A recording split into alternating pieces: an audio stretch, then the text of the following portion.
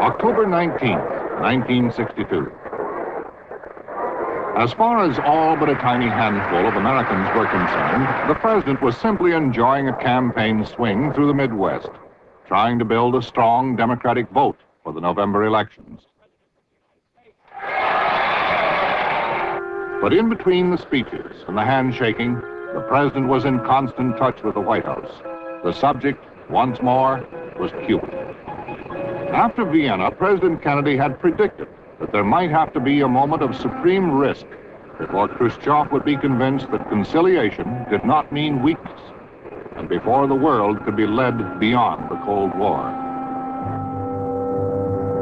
That moment came in October 1962 with the missile crisis.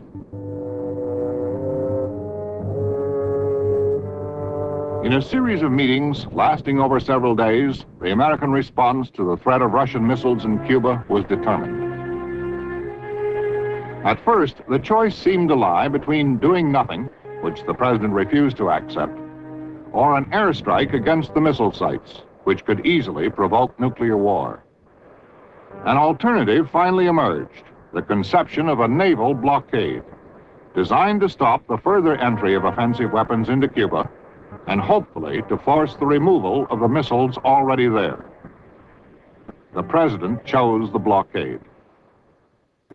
There was some disagreement with the course we finally adopted, but the course we finally adopted had the advantage of permitting other steps if this one was unsuccessful. In other words, we were starting, in a sense, at a minimum place.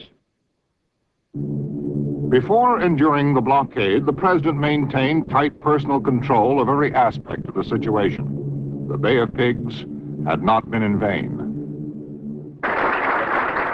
When the crisis was over, Khrushchev could claim to the Supreme Soviet that understanding had been reached as a result of mutual concessions and compromise.